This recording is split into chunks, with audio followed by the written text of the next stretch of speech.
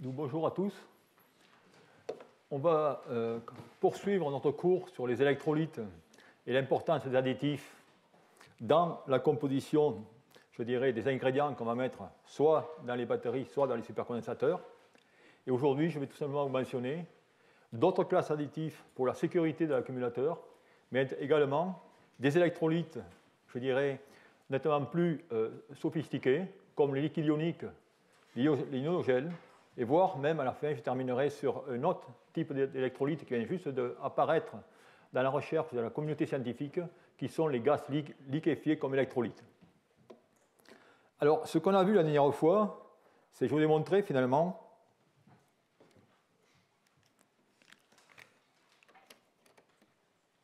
qu'on a vu des additifs, voilà, des additifs pour combattre certaines difficultés de la SEI. Et on avait montré comment on pouvait faire des électrolytes pour la passivation anodique-cathodique. On avait vu comment on pouvait faire un meilleur mouillage séparateur. On avait également décrit certains additifs pour capturer des composants indésirables. Et à la fin de cette leçon, je vous avais montré que finalement, tout ça, c'est quand même une recherche assez empirique, avec certainement des essais et des erreurs, avec aussi de la robotique pour finalement généraliser ces différents tests. Alors aujourd'hui, ce que je voudrais faire, c'est plutôt m'attarder sur un autre type d'électrolytes ou d'additifs qui vont être utilisés pour la protection, je dirais, en surcharge ou en surdécharge des accumulateurs, et les additifs électrolytes pour l'inifugation. Alors on va commencer cela tout d'abord en regardant ce qui se passe au niveau de ces additifs pour la surcharge. Alors vous connaissez tous, vous avez entendu parler que dans certains des accumulateurs, il y a bien sûr certains risques d'explosion, de prise en feu, comme vous pouvez voir ici sur quelques exemples. Mais des craintes, il n'y en a pas beaucoup, car c'est les photos que vous allez trouver sur le net et elles reviennent sans arrêt. Par contre, on va voir finalement comment on peut agir sur cette problématique. Alors on va avoir deux approches, si je peux dire. La première approche va être tout simplement les navettes redox. Je vais vous montrer ce que c'est. Elles peuvent être organiques ou inorganiques. Et ensuite, on va voir d'autres additifs que j'appellerais les additifs de coupure. Ces additifs qui, simplement, en fonction du potentiel, vont se déclencher et vont couper le circuit. Alors finalement, pourquoi ces additifs? Pourquoi ces problèmes d'autodécharge, de surdécharge, et ainsi de suite? Bien, j'ai essayé de vous expliquer ça très simplement. Si vous prenez par exemple une lampe de poche, dans laquelle vous avez un courant, vous avez 3 batteries en série, le courant sera toujours le même dans chacune des batteries. Par contre, vous ne contrôlez pas le potentiel. Ce qui fait que finalement, si lorsque vous commencez à décharger une batterie est dans un état de santé ou un état de charge relativement faible, celle-ci va tout simplement se décharger et elle peut passer en surdécharge. Donc par conséquent, il faut la contrôler. Et on va faire ça via ce que j'appellerais une navette redox. La même chose qui va se passer en surcharge, où là aussi, on peut avoir les mêmes problèmes lorsqu'on va être en surcharge, où il va falloir une navette redox. Alors théoriquement, c'est une navette redox. Donc je vous avais quand même mentionné un peu l'an dernier dans les cas du système lithium-soufre. Je vais vous décrire très clairement aujourd'hui, j'espère, comment cela fonctionne. Alors comment cela fonctionne? Vous avez votre accumulateur, comme indiqué ici, avec votre électrode positive et votre électrode négative. Vous avez votre électrolyte, qui va être un électrolyte classique, et on va ajouter un fameux additif. Et qu'est-ce qu'on va faire? C'est que dans ce cas, je vais ajouter une molécule qui va tout simplement s'oxyder. Cette molécule va s'oxyder une fois que vous aurez directement oxydé votre matériau d'électrode positive. Si vous avez votre redox pour l'électrode positive, cette molécule organique va s'oxyder à plus haut potentiel, ce qui fait que finalement, lorsque vous allez fournir du courant à votre accumulateur, il va être utilisé pour l'oxydation de cette molécule. Et ça va directement vous créer une molécule oxydée, comme vous pouvez voir ici, avec un électron. Et cette molécule, elle va tout simplement migrer vers l'électrode négative. Donc voilà, si vous voulez, ce que c'est qu'une navette redox. Alors, qu'est-ce qu'il faut faire attention ici? C'est que lorsque vous allez directement injecter ce courant, automatiquement, cette énergie, elle n'est pas consommée dans le circuit extérieur, elle va être consommée à l'intérieur de votre accumulateur, ce qui va générer directement de la chaleur. Et c'est pour ça qu'il va y avoir cette chaleur dans ce système. Alors, comment tout ça est réglé? Il y a une simple formule qui va vous dire directement la quantité de courant que vous pouvez passer dans cet accumulateur. Et cette formule, elle est indiquée ici, elle est relativement simple. N, bien sûr, c'est le nombre directement, le lithium, c'est plus 1. A, c'est la surface. C, c'est la concentration de ces espèces. D, c'est la diffusion. F, bien sûr, vous connaissez tous, c'est le Faraday. Et L va être la distance entre deux électrodes. Alors, si on prend finalement des chiffres, et on donne des chiffres comme indiqué ici, eh bien, on s'aperçoit finalement qu'on peut avoir des courants aux environs de 2 mA par centimètre carré. Okay. Et si vous travaillez à des régimes de C ou C sur 2, eh bien, ça veut dire que ces espèces vont faire une boucle complète en 30 secondes.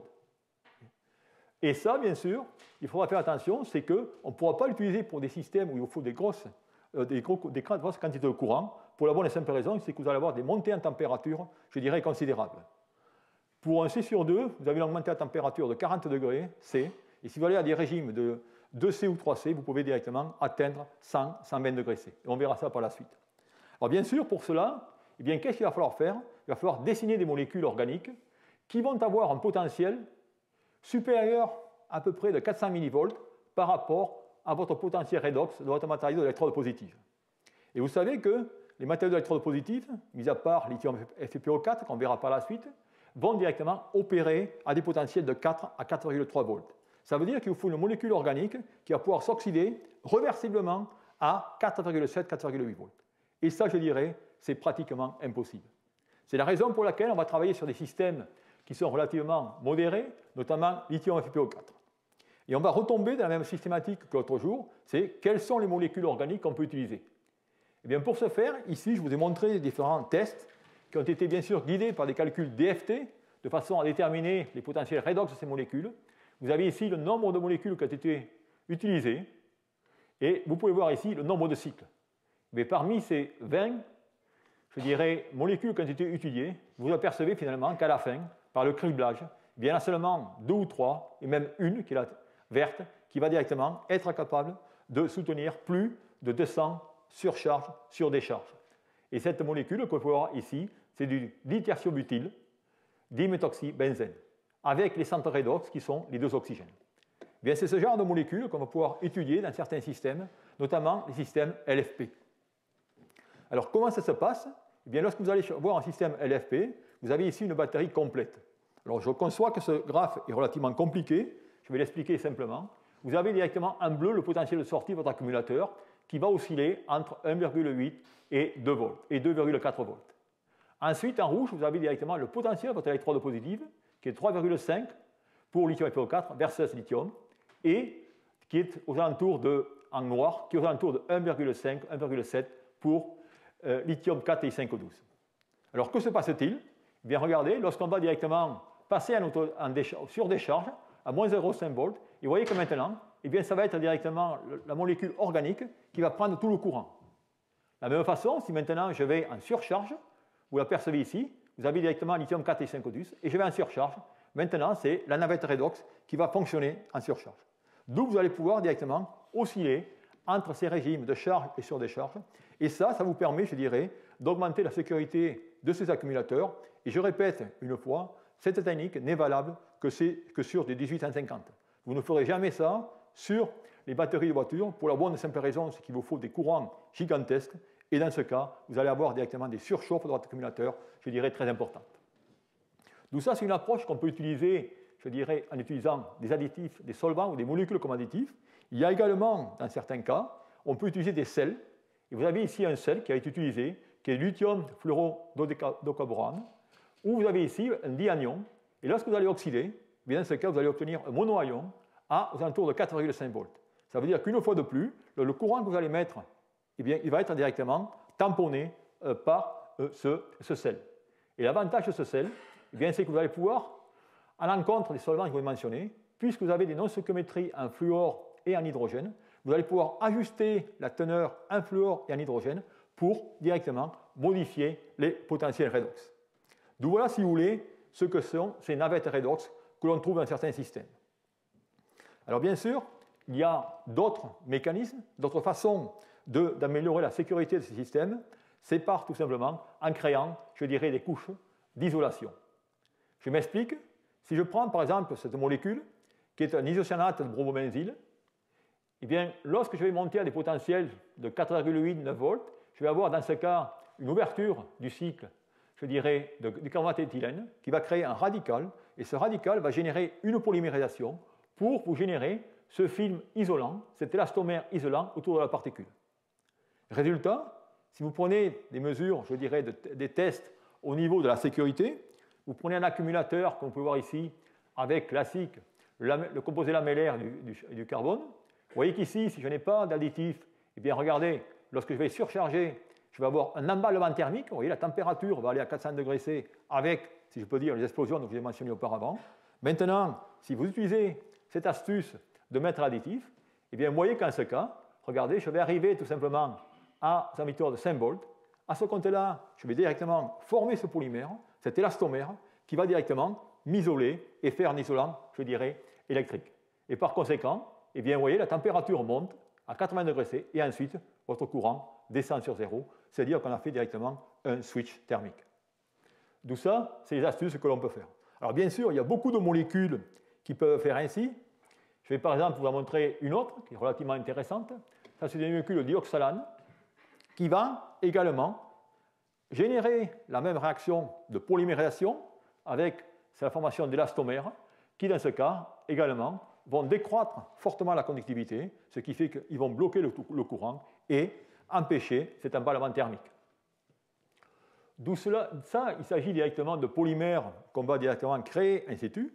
Et une autre façon de faire, qui est assez originale, va être tout simplement d'utiliser le séparateur comme, je dirais, boîte à outils pour introduire des molécules. Et dans ce cas, on va introduire cette molécule de polybiphényle, dont vous avez la formule ici. Et à la différence des autres, vous n'allez pas faire une polymérisation, mais par contre, cette molécule, eh bien, directement, c'est un polymère conducteur qui va pouvoir devenir conducteur lorsque vous allez l'oxyder et créer directement des trous. Et lorsque vous allez le doper, eh bien, dans ce cas, il va laisser passer le courant. Ce qui fait que maintenant, vous avez un accumulateur dans lequel, dans le séparateur, eh bien, vous avez ces molécules et qui vont pouvoir, dans ce cas, à des potentiels d'oxydation, eh bien, laisser passer le courant, c'est-à-dire que vous allez avoir un courant de fuite qui va vous permettre directement de libérer cet excès d'électrons en surcharge. Donc voilà, si vous voulez, ce qu'on peut faire au niveau de ces aspects de sécurité.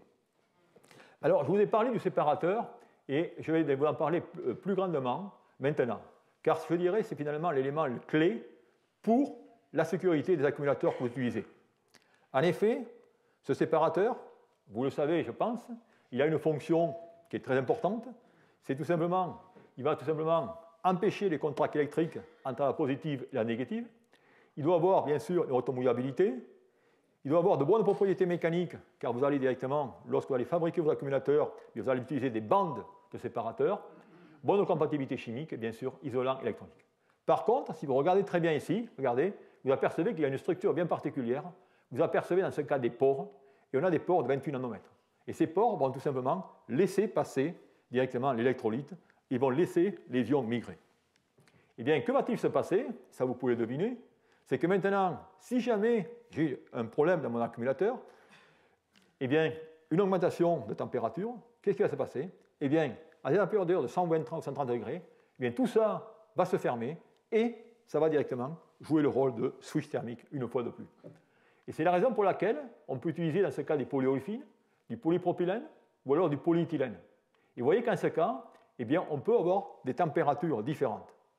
Eh bien, toute l'astuce ici, ça va être directement de créer des hétérostructures de séparateurs de façon à pouvoir contrôler, je dirais, ces températures supérieures pour maîtriser cet emballement thermique. Et ce qui se fait couramment aujourd'hui dans les accumulateurs commerciaux que vous achetez, vous n'allez jamais trouver soit du polypropylène, soit du polyéthylène. Vous allez trouver directement ces hétérostructures qui sont du polypropylène, polyéthylène, propylylpropylène, pour avoir directement cette protection aux alentours de 150 degrés C. Et alors, si vous voyez cela, eh bien, on est en train de parler de polymères, et vous savez que ces polymères, si je les chauffe, eh bien, il y en a certains directement qui vont directement commencer directement à fondre et, je dirais, avoir un système de perte. Ce qui fait que vous n'allez pas, finalement, complètement avoir une isolation électrique et vous pouvez avoir des courts-circuits. C'est la raison pour laquelle, eh bien, on a modifié, ou les chercheurs ont modifié ces séparateurs de façon à, je dis, excusez-moi, hein. Voilà, excusez-moi, il y a le slide qui est arrivé. Voilà. Voilà. Alors voilà directement ce qui se passe en séparateur. Vous avez le comportement d'un court-circuit. Alors, qu'est-ce que ça veut dire en comportement en court-circuit? J'ai mon accumulateur, je vais directement connecter la positive et la négative, et vous avez une grosse quantité de courant. Vous voyez par ce pic rouge. Automatiquement, dans ce cas, vous voyez, la température monte, et vous arrivez à la température de 120, 130 degrés, comme je mentionnais, le séparateur se ferme, et dans ce cas, eh bien, votre température décroît et le courant décroît.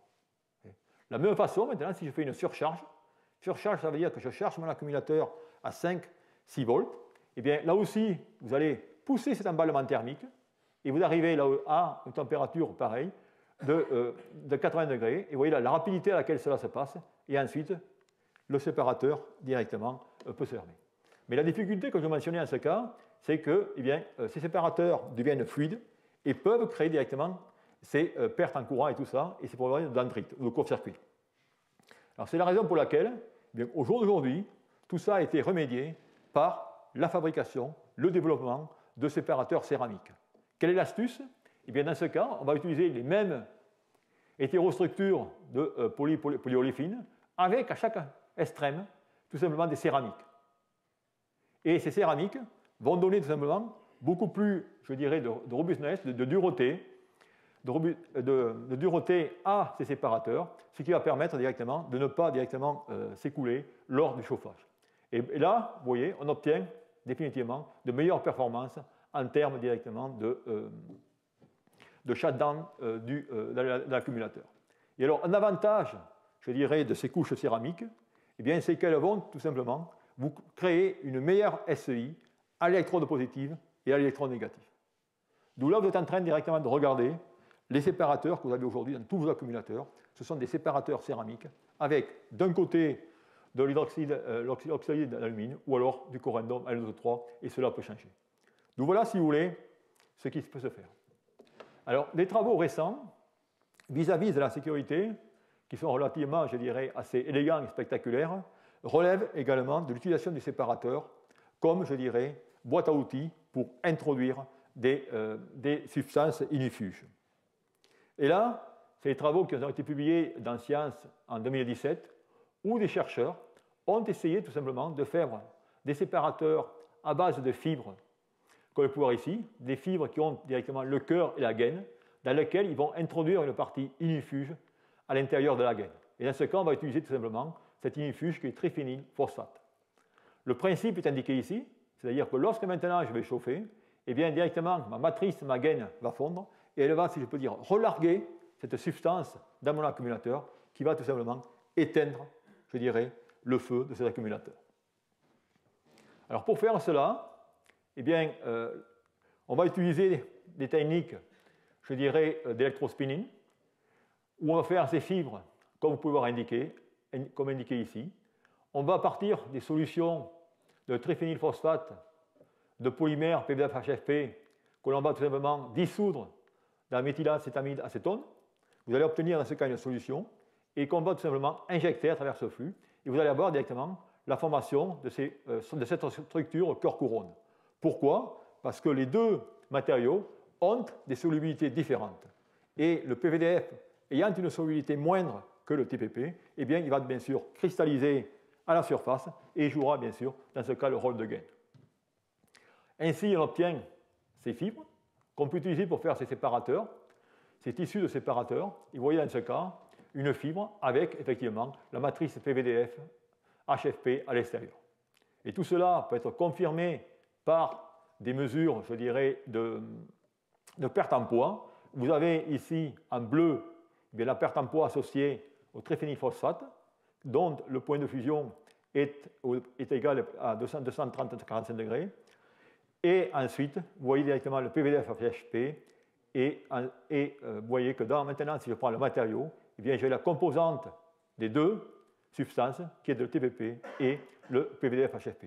Ce qui vous montre finalement qu'on a bien, dans les mêmes fibres, les deux matériaux avec le cœur et la gaine. Donc si on regarde comment cela fonctionne, eh bien, on peut regarder encore, je dirais, des variations de chaleur thermique. Vous voyez directement le melting point, ou le putain de point de fusion TPP qui est à 50 degrés. Et vous voyez que maintenant, le PVDF à 150 degrés, et si je vais plus haut, eh bien, je suis en train directement de relarguer, dans ce cas, le triphénylphosphate. Et vous voyez d'ailleurs les gouttes sur la surface. Et ça, je peux tout simplement maintenant nettoyer ce film et faire des mesures de UV. Et vous voyez qu'en ce cas, eh bien, l'électrode vierge, vous n'avez aucun signal par UV, alors que vous apercevez dans ce cas, dans l'électrolyte ECDMC, dans lequel vous avez directement injecté le TPP, et vous apercevez tout simplement les signatures UV de ce triphénylphosphate. Donc voilà, si vous voulez, ce que vous pouvez faire en chauffant. Alors, qu'est-ce que ça vous donne au niveau, finalement, inflammabilité? Eh bien, vous voyez ici le test. Vous voyez, dans ce cas, vous allumez directement cet électrolyte. Eh bien, automatiquement, qu'est-ce qui va se passer? Vous allez, en ce cas, passer à température de 150 degrés, relarguer le TPP qui va directement vous éteindre, directement le feu de l'accumulateur. Et cela se fait en étant relativement court de 0,4 à 0,5 secondes. Donc, vous pouvez voir directement l'efficacité d'utiliser cette structure pour améliorer la sécurité de vos accumulateurs. Donc voilà, si vous voulez, ce que je voulais vous dire en ce qui concerne les additifs pour améliorer ces tests de sécurité. Maintenant, ce que je voudrais vous montrer, eh bien, c'est comment on va pouvoir jouer sur l'électrolyte pour, finalement, encore améliorer ce facteur sécurité. Et pour ce faire, eh bien, on va changer de type d'électrolyte et on va passer sur une autre classe d'électrolytes qu'on va appeler, dans ce cas, les électrolytes liquides ioniques. Et on va voir un peu que sont ces électrolytes liquides ioniques et surtout comment on va les mettre en forme en passant, si je peux dire, aux ionogèles qui vont nous permettre de créer des membranes et de construire des accumulateurs, voire des batteries, même des supercondensateurs. Alors tout d'abord, ici, je vous rappellerai ce qu'est un liquide ionique. Bon, les liquides ioniques n'ont rien de nouveau, hein, puisqu'ils ont été découverts par Paul Walden en 1914. Et qu'est-ce qu'ils ont de spéciaux? Eh bien, tout simplement, ce sont des substances qui sont faites d'anions et cations, principalement organiques, et qui ont la propriété d'être liquides à température ambiante, par contraste, je dirais, au sel de cuisine, comme NaCl, qui lui est solide. Alors, quelle est vraiment la différence entre ces cristaux ioniques, si je peux dire, et ces liquides ioniques? Eh bien, dans le cas des cristaux ioniques, on a dans ce cas, je dirais, des anions symétriques, des cations symétriques, alors que dans les liquides ioniques, on va voir par la suite, vous verrez, on peut avoir des anions symétriques, mais la plupart du temps, ces cations vont être dissymétriques et ils vont être volumineux, ce qui fait que les forces d'interaction coulombienne vont être relativement moindres dans ces liquides ioniques. Alors, ces liquides ioniques, eh bien, ils ont des propriétés bien particulières. On peut, dans ce cas, les lister. Ce qui est très important au niveau sécurité, c'est qu'ils ne sont pas en tension de vapeur, ils sont ininflammables, et on verra par la suite. Ils sont également, ça peut être de très bons solvants pour des polymères et des sels. Une stabilité thermique, je dirais presque à toute épreuve. Vous pouvez voir qu'on va ici directement de 300 degrés à 500 degrés C. Et de plus, il y a une quantité, je dirais, innombrable de liquide ionique, puisqu'il y a une variété innombrable de cations et d'anions, et vous pouvez faire, je dirais, autant de mariages que vous voulez. Et enfin, on peut les recycler par voie organique. Par contre, une difficulté, eh bien, c'est que d'abord, ils sont relativement chers, et de plus, ils ont des faibles conductivités, dues bien sûr au volume des cations et des anions, et rappelez-vous de la définition que je vous avais donnée sur les conductivités, et ainsi de suite. Alors, lorsqu'on a ces liquides ioniques, on peut se poser plusieurs questions. Finalement, pourquoi ont-ils un si bas point de fusion? Eh bien, ce si bas point de fusion, on peut l'expliquer par des interactions, je dirais, très faibles, dans lesquelles on a, je répète, des ions, je dirais, monochargés, et avec des charges très délocalisées. Et de plus, eh bien, il y a une entropie de cristallisation qui est relativement forte, due à la symétrie de ces liquides ioniques et aux molécules flexibles qui forment à partir des cations et des anions. Et c'est ça, finalement, qui vous donne ces bas points de fusion. Alors, il y a toute une variété de cations et d'anions, toute une variété de liquides ioniques, et ceux qu'on utilise le plus dans le domaine des batteries, eh bien, je les ai, je peux dire, mentionnés ici en termes des cations. On verra les ammoniums, on verra les phosphoniums, les sulfoniums, et spécialement les pyridiniums, imidazolium et pyrrolidinium. C'est vraiment aujourd'hui ces deux types d'anions qu'on va discuter et qu'on va commenter. Au niveau eh bien, des cations, excusez-moi. Au niveau des anions, eh bien, on aura dans ce cas des anions qu'on a déjà vus, PF6-, BF4-, mais on aura également ces trifluorosulfoimides, dont la formule est indiquée ici, fluorosulfonimide et également des triflates, et ainsi de suite. D'où, voilà, si vous voulez, les différents cations et anions avec lesquels on va travailler. Alors, ce qu'il faut voir aussi, c'est la complexité, finalement, de ces liquides ioniques, puisque, au contraire des solvants, vous avez simplement une simple composition. Dans un liquide ionique, vous allez avoir le cation et l'anion, et chacun va avoir directement des compositions ou des propriétés indépendantes. D'où il va falloir trouver des moyens de le caractériser. Et pour caractériser cela, eh bien, on va falloir s'intéresser à certaines de leurs propriétés, et je dirais notamment ce qu'est le degré d'ionicité de ces liquides ioniques. Alors pour faire cela, eh bien, on va tout simplement classifier ces cations et ces anions en termes, je dirais, de basicité et d'acidité de Lewis. Et on va pouvoir avoir ce schéma que je représente ici. Vous prenez directement le lithium, vous savez tous que le lithium est un acide beaucoup plus fort de Lewis que le sodium, potassium, et ainsi de suite. Et de la même façon, au niveau, je dirais, des halogénures, et vous allez maintenant sur les fameux composés que je mentionnais avec TFSI, et ainsi de suite. Et dans ce cas, eh bien, on a finalement une classification dans laquelle on va pouvoir considérer tout d'abord le cas où le cation et l'anion vont être des acides et des bases de Lewis relativement fortes. Et on est dans ce cas dans le cristal ionique où vous allez avoir une énergie de décomposition et bien sûr, vous pourrez directement mettre en solution de tels cristaux ioniques que grâce à des solvants à haute constante électrique, avec chaque fois, bien sûr, une sphère de solvatation. Par contre, maintenant, si vous prenez le cas, je dirais, l'extrême, numéro 4, où vous avez finalement des cations et des anions de faible acidité et basicité de Lewis, eh bien, on tombe dans le cas des liquides ioniques, où vous avez une dissociation sans nécessité de solvatation. Et cela se comporte finalement comme des ions solvatés. Donc voilà, si vous voulez.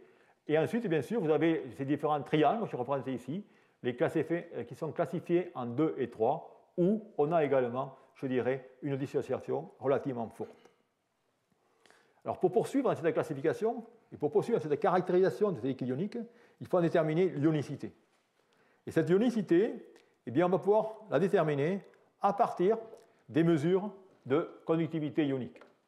En effet, cette conductivité ionique, dans les liquides, eh bien, elle est contrôlée par la loi de Walden, dans laquelle le produit de la conductivité par la viscosité est égal à une constante. Ça veut dire que la conductivité varie à l'inverse de la viscosité.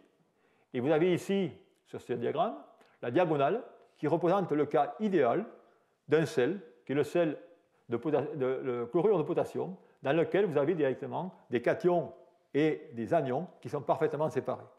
Donc tout écart des liquides ioniques par rapport à cette droite, eh bien, va permettre de classer ces liquides ioniques en domaine de bons liquides ioniques, mauvais liquides ioniques ou liquides non ioniques. Ça veut dire que dans ce cas, tout écart eh bien, indique tout simplement qu'on n'est tout simplement pas un état de dissociation complet. Et pour comprendre, pour distinguer ou pour avoir ce degré de dissociation, eh bien, il va falloir directement distinguer entre des ions chargés, des paires d'ions ou des agrégats d'ions. Et cela, on peut le déterminer par des mesures d'impédance qui vont vous donner, dans ce cas, sous l'application d'un champ électrique, vous allez mesurer les espèces qui ont migré, c'est-à-dire qui vont être chargées, et on va comparer ça à des mesures de RMN, où, dans ce cas, on va pouvoir analyser toutes les particules, tous les agrégats, qu'ils soient chargés ou pas chargés. Et en faisant cela, on arrive finalement à ce degré de dissociation ou ce degré d'ionicité pour ces différents types de molécules, et ainsi de suite. Donc voilà, si vous voulez, ce qu'il faut voir ou ce qu'il faut savoir dans le cas de ces liquides ioniques. Alors maintenant, au niveau des propriétés, eh bien, ils ont également une large fenêtre potentielle. Vous voyez ici, pour différents liquides ioniques que je vous ai mentionnés, l'éthylimidazoléum avec le fluorosulfonimide, et vous voyez qu'on peut atteindre, je dirais, des fenêtres de potentiel de stabilité qui sont supérieures aux alentours de 5 volts. Avec chaque fois, toujours pareil, c'est l'anion qui limite la stabilité en oxydation, alors que le cation va limiter en réduction. Et à ce jour, je dirais, les deux mélanges qui sont les plus utilisés, eh bien, sont ceux indiqués ici. C'est éthylimidazoléum fluorosulfonimide, dont les propriétés sont indiquées ici, et également le pyropyrrolidium FSI, comme indiqué ici. Mais dans ce cas, les liquides ioniques, eh bien, ils ont toujours, je dirais, une conductivité qui est légèrement inférieure au cas des liquides classiques. Mais par contre, eh bien l'avantage, c'est qu'à ce jour, il n'y a aucun des accumulateurs commerciaux qui utilise des liquides ioniques purs. Par contre, certains utilisent des liquides ioniques, notamment pour des applications haute température. Pourquoi? Parce que dès que vous allez introduire du liquide ionique dans les électrolytes classiques, eh bien vous allez voir que là aussi, eh bien, vous voyez qu'un électrolyte classique est très inflammable. Vous mettez 40% de liquide ionique, eh bien, vous avez une infilamité totale. Ça veut dire, une fois de plus, vous voyez le caractère, si je peux dire, inifuge de ce liquide ionique. Et c'est la raison pour laquelle eh bien, ils sont utilisés dans certaines applications. Alors bien sûr, ces liquides ioniques présentent des avantages, mais encore plus d'avantages si on peut finalement les assembler ou en faire des membranes. Et c'est ça qui va me conduire à la partie, je dirais, des ionogèles. C'est-à-dire les ionogèles, eh bien, on va tout simplement, dans ce cas, prendre un liquide ionique et essayer finalement de l'insérer dans une matrice qui va être une matrice organique ou une matrice inorganique. Et pour ce faire, eh bien, on va, comme mentionné ici, partir de ce liquide ionique, dont je vous ai mentionné, je répète ici, les différents avantages, et qu'on va tout simplement insérer, piéger dans une matrice solide pour obtenir ces genres de films comme indiqué ici. Et lorsqu'on va faire tout cela, eh bien, on va tout simplement avoir un réseau de percolation, mais on ne va pas perdre les propriétés du liquide ionique. Eh bien, grâce à cela, on va obtenir différents ionogèles qui vont avoir des applications, je dirais, importantes dans différents domaines, notamment le domaine, je dirais, avec de l'optique, où on aura dans ce cas des gels organiques. On va avoir des gels inorganiques, dont on va voir par la suite, voire des gels hybrides. D'où, si vous voulez, voilà un peu ce qui se fait aujourd'hui dans ce domaine, au niveau du laboratoire. Alors, à partir de cela, eh bien, on va pouvoir préparer ces gels. Et, puisqu'on parle de gel, on va utiliser des méthodes classiques, des méthodes sol-gel, si je peux dire, où on va utiliser, bien sûr, à partir de la silice, eh bien, on va tout simplement utiliser le thémos, qui est cette molécule tétra-méthyle-orthosilane, qu'on va mélanger avec le liquide ionique. On va utiliser un initiateur qui va être l'acide formique pour avoir ces réactions de poulie de condensation et pour former ces gels. Et ces gels, eh bien, comme vous le voyez ici, vous avez, je dirais, une photo agrandie. Vous voyez qu'en ce cas, il y a une porosité, je dirais, relativement importante. Et dans ce cas, on est en train de regarder des porosités de, je dirais, de 10 à 15, voire 20 nanomètres. D'où, ce qu'il faut bien voir, c'est qu'en ce cas, le liquide est parfaitement confiné dans ce réseau poreux 3D. Alors bien sûr, plutôt que d'avoir des monolithes, on veut passer à des membranes, c'est-à-dire qu'on veut introduire de la flexibilité dans ces ionogèles. Et pour cela, on va le faire grâce à de nouveau des réactions de gel ou de polycondensation comme indiqué ici, avec dans ce cas l'astuce, vous voyez, on a toujours notre liquide ionique, on a toujours un thémos, mais par contre on va utiliser directement cette molécule qui est un diméthoxylane. Et vous voyez qu'en ce cas, regardez, eh bien, je vais tout simplement avoir deux parties parfaitement hydrophobes, c'est-à-dire que je vais augmenter l'hydrophobicité, mais vous voyez que maintenant je n'ai plus que deux sites pour faire ma polycondensation. C'est-à-dire que maintenant je vais orienter la condensation, la formation de ces gels, et par conséquent, pouvoir avoir je dirais, des membranes flexibles. Et effectivement, grâce à cela, on peut obtenir des membranes transparentes, flexibles, qui peuvent être utilisées je dirais, pour la fabrication de supercondensateurs, voire de séparateurs, et ainsi de suite. Donc voilà, si vous voulez, ce que l'on peut faire avec ces différents ionogèles. Alors, quelles sont les propriétés? Qu'en advient-il finalement des mesures de conductivité? Et je vous trace ici les variations de conductivité pour ces différents matériaux. Vous avez la conductivité en fonction de 1 sur T ou 1 sur T. Et vous voyez ce qu'il faut voir avec le liquide ionique. Ça, c'est des matériaux tout solides. Et je veux directement que vous regardiez bien ici. Vous voyez, si je regarde finalement dans le cas eh bien, du ionogèle SiO2, vous voyez que je peux descendre tout simplement en température sans avoir directement cette transformation liquide-solide. C'est-à-dire qu'on est là, on est en train de regarder quel va être l'effet de confinement sur la transition solide-liquide dans ces ionogèles. Et vous voyez maintenant, si je prends maintenant le doigt, vous voyez directement cette chute en température. Eh bien, si je vais maintenant avec mon ionogèle, j'ai tout simplement modifié cette chute en température. Et on reviendra sur une courbe de ce type un peu plus tard. Tout cela peut vous dire eh bien, que tout simplement, on peut, dans ce cas, déplacer la transition liquide-solide par ce problème de confinement.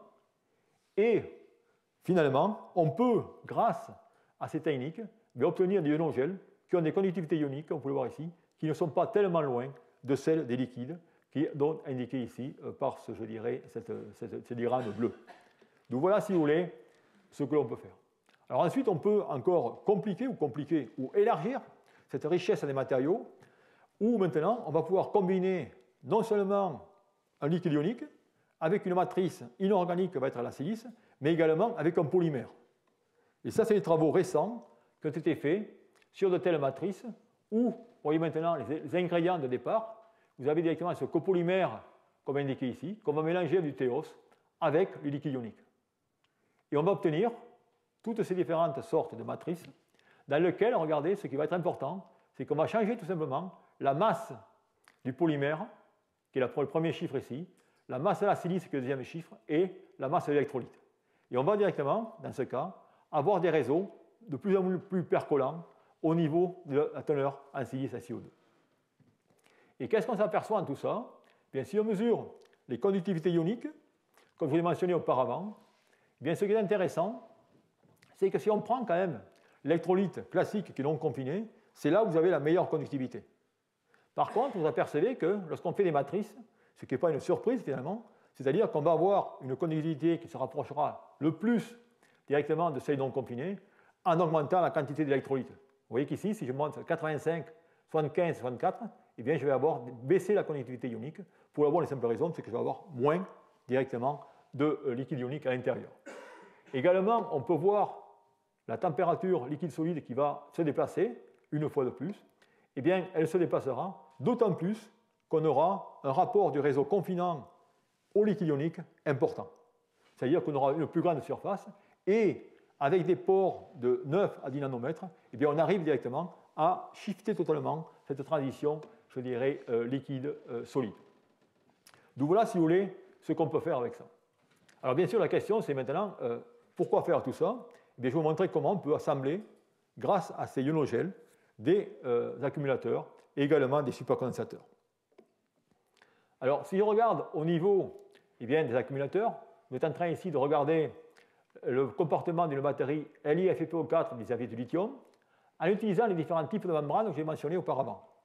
Et vous voyez, regardez, si je prends maintenant une membrane qui est très riche en polymère, très faible en silice, eh bien dans ce cas, voilà la morphologie. Et regardez les propriétés électrochimiques.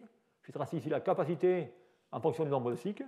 Et vous apercevez qu'en ce cas, eh bien, vous avez un fonctionnement médiocre. Si maintenant, eh bien, je vais augmenter la quantité de silice, je passe de 3 à 25, en maintenant la quantité d'électrolyte, eh bien, vous augmentez, vous améliorez déjà vos performances, et je dirais, les meilleurs résultats sont obtenus avec ce rapport 75-25 et, une fois de plus, des quantités d'électrolytes relativement considérables. Donc voilà, si vous voulez, ce que l'on peut faire à ce niveau avec ces ionogels. Alors, dans le cas des supercondensateurs, on peut appliquer, je dirais, la même méthode. Vous allez voir comment on peut construire un supercondensateur basé, une fois de plus, sur ces ionogels. Alors, pour ce faire, on va tout simplement utiliser un moule plastique dans lequel on va aller couler ce ionogel. Et vous voyez qu'en ce cas, on va avoir tout d'abord le dépôt de carbone, on va faire notre film carbone, sur lequel on va aller maintenant injecter la solution que j'ai mentionnée, plus, dans ce cas, le liquide ionique. Et on va obtenir, vous pouvez voir, cette couche verte qui va être directement ce fameux ionogel. Et ce ionogel va directement s'imprégner dans la matrice carbonée et vous allez avoir finalement un continuum de ionogel sur cet électrode. Vous répétez la même expérience avec l'autre électrode et ensuite vous assemblez les deux.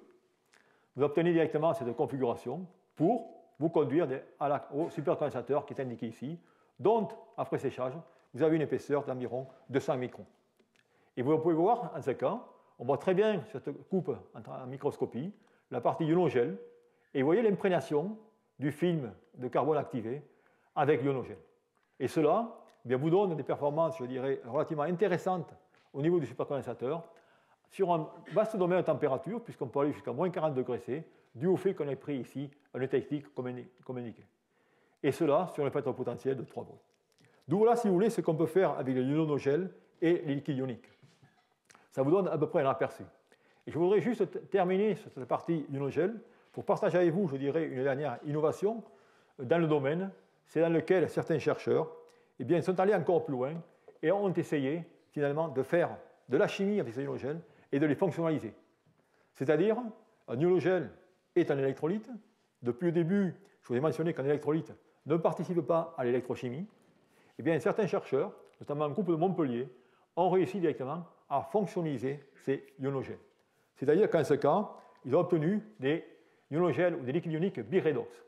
Ça veut dire quoi? Bien, ça veut dire qu'en ce cas, ils ont tout simplement attaché à mon cation, qui dans ce cas imidazolium, eh bien, un groupe accepteur, qui dans ce cas va être une molécule tempo, comme vous pouvez voir ici, pour former directement cette entité.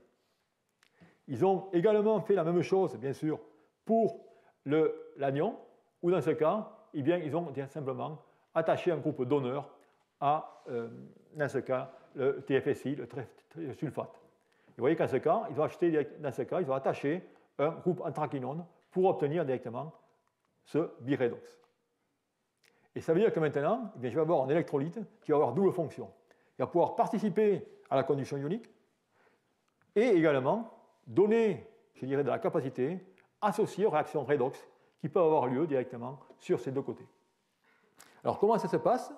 Eh bien, voilà un condensateur. Ce condensateur que vous voyez ici, je vais le polariser positivement. Ça veut dire qu'en ce cas, les anions vont aller à l'électrode positive et les cations vont aller à l'électrode négative. Et je vais obtenir la capacitance nécessaire, ce qui va être dû à l'interface. Maintenant, je vais rajouter dans cette sauce mon additif qui va être le biredox. Et lorsque je vais faire ça, eh bien, qu'est-ce qui va se passer? Vous voyez que maintenant, je vais avoir mes entités de cette partie biredox qui vont aller dans les électrodes positives et négatives et qui vont maintenant participer à l'augmentation électrochimique, c'est-à-dire à la réactivité. Ça veut dire que grâce à ça, je vais pouvoir directement doubler la capacitance de ce supercondensateur. Alors bien sûr, vous voyez qu'ici, il n'y a seulement que les espèces qui vont se trouver dans cette électrode qui vont directement fonctionner. Si on regardait une batterie, eh bien, dans ce cas, on utiliserait bien sûr l'électrode complète.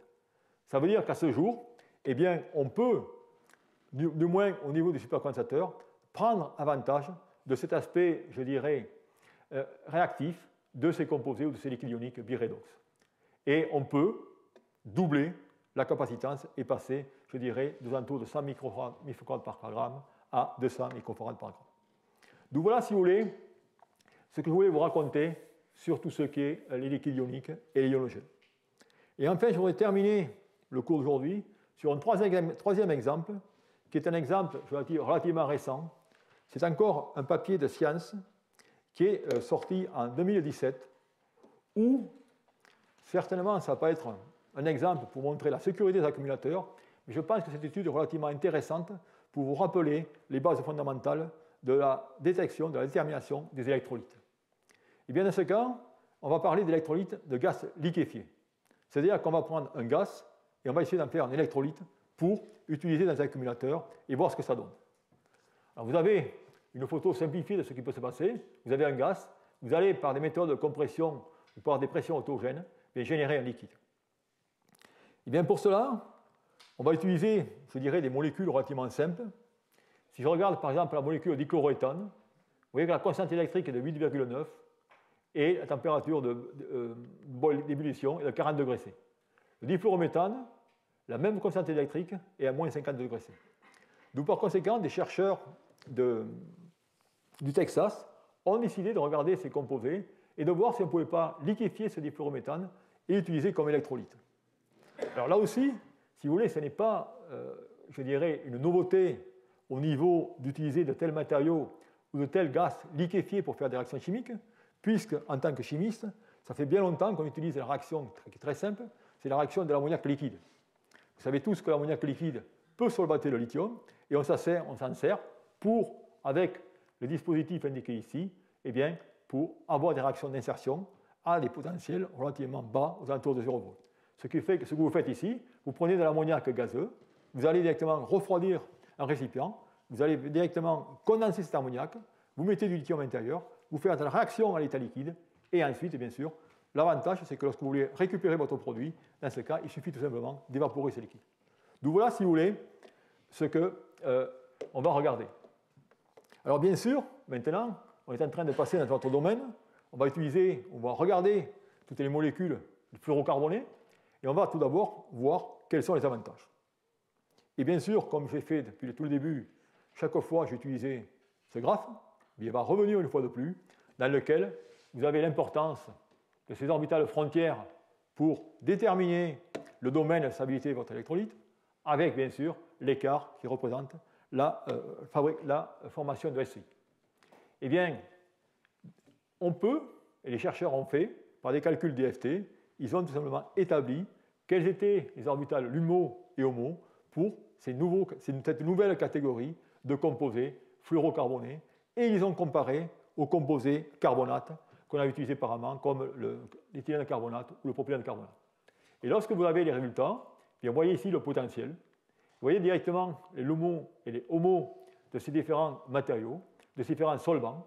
Voilà directement en rouge et noir les carbonates qu'on utilisait auparavant. Et voilà tout simplement en vert et en bleu, eh bien, quels sont finalement les nouvelles LUMO et HOMO pour ces composés. Avec ici, vous verrez pourquoi par la suite, le CO2. Eh bien, vous voyez finalement que lorsqu'on va passer à ces électrolytes liquéfiés, eh bien, on va pouvoir élargir notre domaine au potentiel.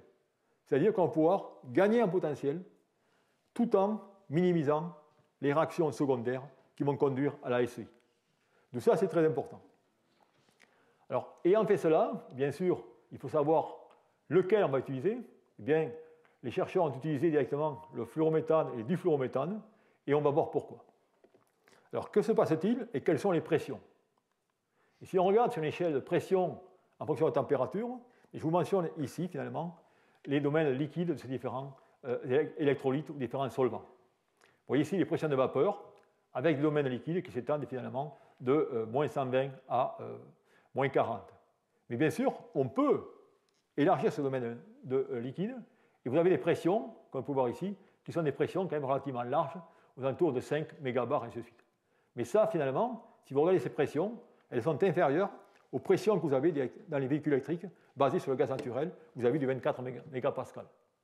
Et ce qu'on peut faire là, c'est-à-dire qu'on va prendre des récipients et on va directement introduire ces gaz et automatiquement, par simple pression autogène, on va pouvoir, dans ce cas, créer des liquides, je dirais, à des températures de 15 à 20 degrés et même aller directement au-delà des points supercritiques qui sont assez intéressants puisqu'à ces points supercritiques, vous n'avez plus aucune tension de surface, ce qui fait que vous avez une mouillabilité gigantesque. D'où voilà. Alors la question qu'on peut se poser finalement, c'est bien beau, maintenant, qu'en est-il en termes de conductivité? Alors la conductivité, je vous ai dit, c'est le produit ou la constante électrique par la viscosité. Il y a cette fameuse ambivariété. Et ici, vous avez un graphe qui va vous montrer directement un résumé de toutes ces valeurs. Alors je vais aller lentement. Vous avez tout d'abord la constante électrique. Vous savez que la constante électrique est très importante dans le cas du carbonate éthylène ou carbonate propylène. Et par contre, dans ces solvants liquéfiés, vous voyez, elle est relativement, je dirais, faible. Par contre, vous savez que la viscosité est très importante, car c'est une faible viscosité qui va vous donner cette conductivité. Et là, je dirais, ces solvants liquéfiés, ils sont imbattables au niveau, finalement, de viscosité. Ce qui fait que si on regarde, finalement, comme vous pouvez voir ici, le rapport, le produit epsilonaire par N-1, vous apercevez directement l'avantage de ces solvants liquéfiés par rapport aux solvants liquides. Ça veut dire que finalement, on ne va pas être limité en termes de conductivité. Mais faut-il qu'on arrive directement à dissoudre les différents sels? Et si on regarde comment ces conductivités varient eh bien, en fonction de la température, eh bien, je vous ai mentionné cela ici sur ce graphe. Vous avez la conductivité en fonction de la température, où on va voir trois régions différentes, alors que dans les électrolytes classiques, on avait deux régions. La région à plus basse température, qui est une région classique, c'est-à-dire qu'on va augmenter la température, on a tout simplement une augmentation de la conductivité due à la diminution de la viscosité. Ensuite, eh bien, on va passer par un maximum. Rappelez-vous, lorsqu'on avait vu un électrolyte liquide, ce maximum provenait tout simplement de l'agrégation des différents ions qui formaient des paires et qui ne participaient plus. C'est exactement la même chose. Et enfin, un point supplémentaire ici, où on a une remontée de la conductivité due au fait, ou je dirais un effet d'expansion en volume, c'est-à-dire que les cellules deviennent directement tout occupé par le liquide, et il y a une augmentation gigantesque de la pression qui va conduire à cette conductivité. Donc voilà, si vous voulez, quelles sont les propriétés. Alors là aussi, eh bien, on va voir quelles sont les applications et quels sont les avantages. Alors au niveau des applications, eh bien, on va d'abord voir au niveau des supercondensateurs. Et ce qu'on voit ici, ce qu'on va faire, c'est qu'on va comparer, je dirais, des supercondensateurs classiques avec l'électrolyte classique, qui est aujourd'hui l'acétonitrile et TA, tétrylaméthanium BF4, et on va le comparer directement avec la même dans le difluorométhane. Vous voyez qu'en ce cas, eh bien, si on regarde les courbes, ici je trace la capacitance en fonction du nombre de cyclages, et vous apercevez qu'on a, dans le cas de l'électrolyte différent, on a la même capacitance. Par contre, regardez ici au niveau de la résistance, eh bien, vous voyez que dans le cas de l'acétonitrile, eh bien, lorsque je vais me déplacer vers de basses températures, j'ai une résistance qui augmente, alors que dans le cas eh bien, de ces électrolytes liquéfiés, eh bien, on a une diminution de résistance. Donc ça montre, je dirais, un aspect positif de ces électrolytes liquéfiés. Et un autre aspect, eh bien, si je peux dire, c'est l'autodécharge. Et voilà l'autodécharge de ces accumulateurs pour les électrolytes liquéfiés à 65 degrés à 65 degrés en rouge et moins 60 degrés en bleu. Et vous voyez qu'en ce cas, eh bien, il y a une performance qui est nettement meilleure par rapport tout simplement à l'acétonitrile. D'où tout cela, eh bien, ça vous montre directement qu'on peut utiliser de tels systèmes pour avoir des performances sur un large domaine de température et également avoir un gain, je dirais, de densité d'énergie, pour la bonne et simple raison, c'est que puisqu'on a élargi la fenêtre potentielle, eh bien, on peut travailler avec des fenêtres potentielles plus larges, c'est-à-dire 300 mV supérieures. Et on a des augmentations de 23%. Qu'en est-il maintenant, je dirais, des propriétés pour les électrolytes pour batterie? Et c'est là qu'une difficulté va se présenter, même deux, je dirais. C'est que si on regarde maintenant le cas des électrolytes pour batterie, eh bien, il y a beaucoup de sels qui ne peuvent pas être dissous dans ces électrolytes liquéfiés. Pour la bonne et simple raison, je vous l'ai mentionné, les constantes électriques sont faibles et vous ne pourrez pas directement dissoudre LiPF6 dans ces électrolytes. Et c'est pour cela qu'on va avoir recours à des solutions de lithium TFSI, comme indiqué ici, avec des concentrations relativement faibles de 0,1 à 0,2 M. Et dans ce cas, le meilleur se trouve être le fluorométhane, avec, vous avez des conductivités supérieures à 1 millisiemens de moins 60 à plus 10 degrés C. Okay. Et pour comparaison, vous avez dans ce cas des électrolytes liquides, c'est à 0,6. Mais à température ambiante, vous avez des valeurs supérieures. Donc voilà directement ce qui se passe. Alors, un autre problème majeur, je dirais, dans l'utilisation de ces électrolytes, est leur réactivité vis-à-vis du lithium. Et que se passe-t-il? C'est que maintenant, vous prenez directement une molécule fluorocarbonée, vous la mettez directement en face du lithium, et vous allez obtenir LiF plus radical, et LiF directement va vous bloquer cette réactivité, c'est-à-dire que vous allez créer une interface bloquante. D'où par conséquent, eh bien, il faut, dans ce cas, remédier à ce problème. Alors, comment remédier à ce problème? Eh bien, là aussi, on va apprendre pas mal de ce qui s'est passé, ou ce qui a été fait dans le passé, ou, finalement, des travaux sur les électrolytes liquides, dans lesquels on a bien ce cas, vous voyez, du PC, avec l'arsénofluorure de lithium, et vous apercevez que l'efficacité énergétique, c'est-à-dire l'efficacité de déposer et de retirer du lithium, était de 50%, et cela dû notamment à cette réactivité avec la formation de LiF. Et ce qu'ont fait les chercheurs, et notamment Doron Orbach, a trouvé finalement qu'un moyen de contrecarrer cette difficulté était tout simplement de rajouter, comme le pouvoir aussi, de dioxyde de carbone. Et ce dioxyde de carbone, eh bien, il peut stabiliser l'interface avec la formation, je dirais, in situ de carbonate de lithium. Et dans les électrolytes, je dirais, liquides, eh bien, on pouvait aller jusqu'à des solubilités de 0,5%, et cela était relativement satisfaisant. Bien, la chance ici, c'est que finalement, il y a également une bonne miscibilité, je dirais, du CO2 dans le fluorométhane. Et c'est la raison pour laquelle eh bien, les chercheurs ont introduit un mélange CO2-fluorométhane pour faire leurs électrolytes. Alors, qu'est-ce que cela donne? Eh bien, je vais vous montrer effectivement ce qui se passe. Alors, tout d'abord, vous pouvez vous demander comment ils construisent leur accumulateur à cette pression. Eh bien, vous avez simplement une enceinte fermée dans laquelle, bien sûr, vous avez un tube pour aller directement liquéfier le gaz, qui vont liquéfier à moins 60 degrés. Et là, vous voyez, ils mettent leur accumulateur avec le sel à l'intérieur et ils vont liquéfier et à moins 50 degrés, et bien, automatiquement, ils vont former leur électrolyte. Ensuite, ils ferment et ils vont faire leurs mesures.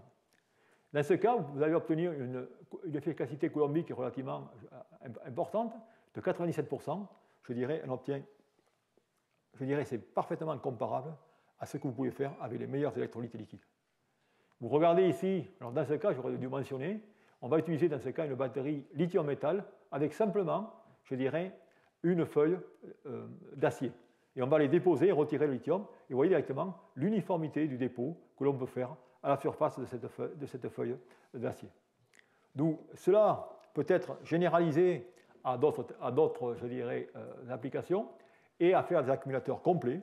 Et voilà ici la performance de l'accumulateur qui est basée sur le couple LiCO2-lithium. Vous avez la performance dans le cas de ce gaz liquéfié, où vous avez des performances, vous pouvez voir ici, jusqu'à moins 40 degrés, moins 40 degrés C, vous avez 94% de, je dirais, la capacité. Si vous comparez directement dans le cas des électrolytes classiques, un lithium PFS ECDC qu'on a étudié, eh bien, on est dans ce cas aux environs de 86%. D'où vous voyez directement quel peut être l'avantage, je dirais, au niveau du laboratoire, eh bien, de ce type d'électrolyte. Alors, ils sont stables vis-à-vis des cathodes à 4 volts, et de nouveau, bien sûr, c'est une performance excellente à basse température. D'où, c'est pour vous donner une idée des recherches, je dirais, un peu folles qui se font dans ce domaine des électrolytes. Alors, bien sûr, on pourrait regarder ça et se dire, ah, mais bon, ça ne sera jamais appliqué. Bon, ça a été fait à l'Université de Texas, et comme ça s'est fait aux États-Unis, il y a déjà une PME qui a été montée. Des accumulateurs ont été faits, ils ont des boîtiers qui peuvent directement contenir jusqu'à 50 mégapascals. Le nom de la compagnie, vous pouvez taper sur le web, South A Technology, et vous allez voir ce qui se fait. Voilà les performances de l'accumulateur qui ont été rapportées à 25 degrés avec les compositions indiquées ici. Alors je dirais tout ça, personnellement, c'est la recherche intéressante. Je ne pense pas qu'on verra ça, que ça verra le jour dans les différentes applications. Mais c'est pour vous dire un peu la variété de recherches qui se fait aujourd'hui dans le domaine des électrolytes, des additifs, et ainsi de suite. Et ça, pour la technologie lithium, j'aurais pu vous faire le même exposé sur la technologie au sodium, et ainsi de suite. D'où, d'ailleurs, voilà cet accumulateur, vous voyez, c'est un peu archaïque. Vous avez la température, et ainsi de suite.